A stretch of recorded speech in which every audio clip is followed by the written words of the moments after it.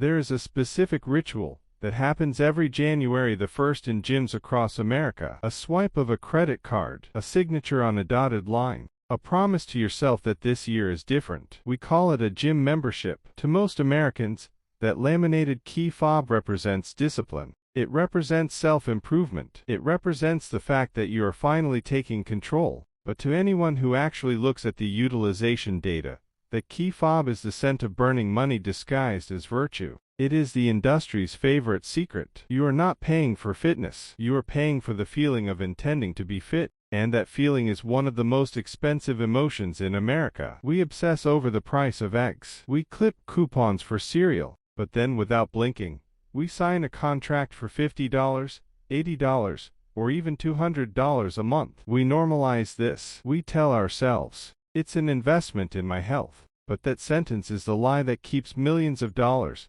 flowing into an industry built entirely on you not showing up. My name is Bobby, and I spend way too much time dissecting the invisible chains that keep high-income earners feeling broke. If you have a gym membership you haven't used since March, or if you're thinking about signing up because January is coming, make sure to hit that subscribe button and give this video a thumbs up, because today we are going to perform a brutal autopsy on the fitness industrial complex. We are going to break down the actual business model gyms are built on, the psychology of the sunk cost membership, and the terrifying math. I am going to show you the math that proves your $60 a month membership doesn't cost you $720 a year. It effectively costs you $2 million of your retirement. Here is the fundamental problem. We view the gym membership as a health expense. It sits in the same mental bucket as therapy or vegetables. Good for me. So the cost doesn't matter. But a gym membership is not healthcare. It is a subscription. And subscriptions are only a good deal if you use them. A gym is a liability disguised as self-care. And the entire business model depends on you feeling guilty enough to keep paying,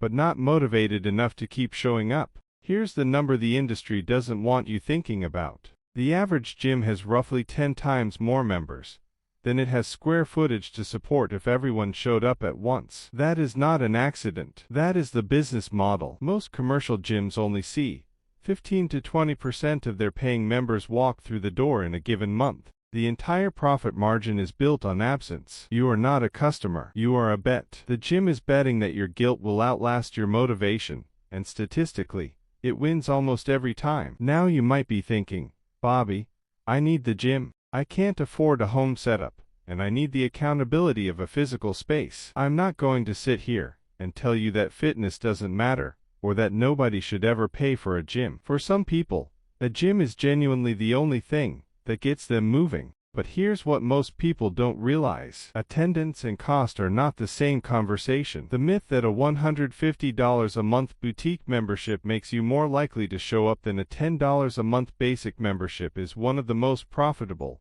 lies the fitness industry has ever sold. Research on gym attendance consistently shows that price has almost no correlation with consistency. What predicts consistency is proximity to your home, a fixed schedule, and a workout you don't hate. Not the towel service, not the eucalyptus steam room, not the smoothie bar. Let's dig into the true cost of a gym membership, because most people only look at the sticker price and stop there. There's the initiation fee, often $50 to $150, disguised as a one-time processing cost. There's the annual maintenance fee that mysteriously appears every December. There's the upsell to personal training, because the sales floor knows a membership alone won't get results, so they need to sell you the $400 a month add-on to actually see change. Then there's the gear. The new leggings, the new shoes, the pre-workout supplements, the protein powder you buy because you feel like you should optimize the investment you already made. When you add up the membership,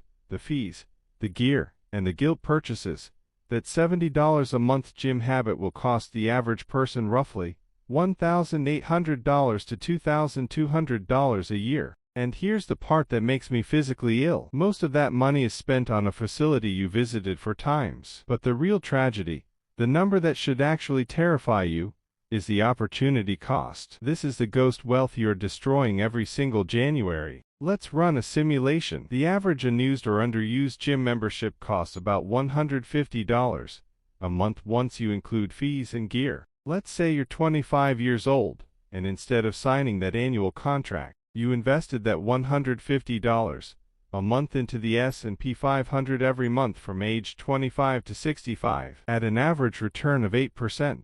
Do you know how much money you would have at age 65? Over $520,000. Now stack a second person on top, who also bought the $400 a month personal training package and dropped it after 2 months. Someone who repeats this cycle every year for a decade. Run the full picture of decision fatigue and repeated sign-up cycles across a lifetime, and you are looking at over $1 million to $2 million in destroyed compounding wealth. Let that sink in. The decision to buy motivation instead of build a habit cost you a retirement. This leads us to the sunk cost trap. Because people feel guilty canceling, they keep paying long after they've stopped attending. This creates a snowball effect. You feel bad about the unused membership, so instead of canceling, you tell yourself you'll start going next month. Next month becomes next quarter. Next quarter becomes next year. Meanwhile, you've added a second membership because you moved, or a boutique class package because your friend convinced you pilots would be different this time.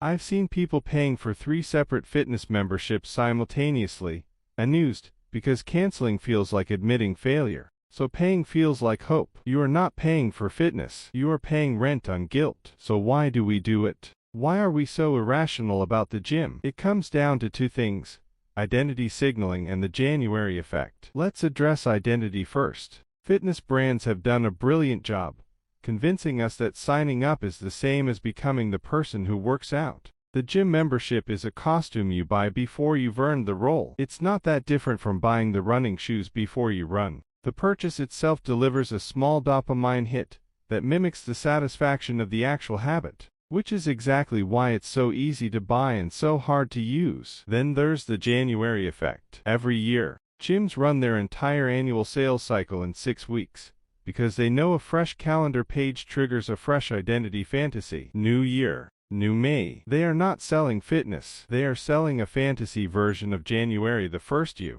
And they know that by February, reality will have set in, but the contract will still be active. We also have to talk about the app subscription scam, because this is the 2025 version of the same trap. Fitness apps, wearables with monthly data fees, and streaming workout platforms have layered a second subscription economy on top of the gym membership. You've got the gym, plus the app that tracks the gym, plus the smart ring that tracks the app, plus the premium tier of all 3. Each one alone feels small. $10 here, $15 there. Together, they quietly replicate the exact same math as the unused gym membership, except now it's spread across for invisible charges instead of one visible one. So what is the solution? Do you have to cancel every membership and never work out again? No. That's the extreme all or nothing advice. There's a middle ground. It's the honesty audit. Before you renew anything, pull up your bank statement and count your actual visits over the last 3 months. Divide the total cost by the number of visits. If your $70 a month membership got you 8 visits in 3 months,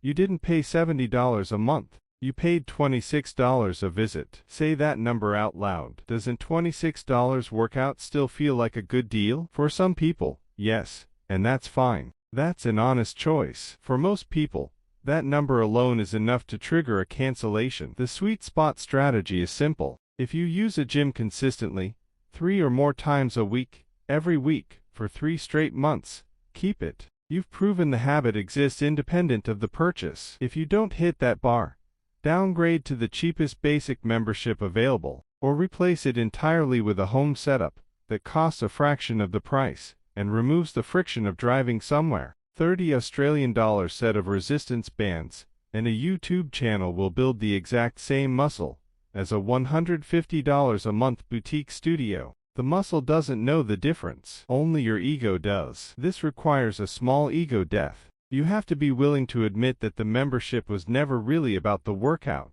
You have to be willing to cancel something even though canceling feels like giving up, when in reality, continuing to pay for something you don't use is the actual failure. The person paying $150 a month for a gym they haven't visited since March is not disciplined. They are just avoiding a 5-minute phone call. Fitness is a tool. It is not a personality. It is not a subscription you buy to feel like a different person. The next time your card gets charged for a gym you haven't visited in 6 weeks, calculate the opportunity cost. Save them from the guilt tax. Thanks for watching, and I'll see you in the next one.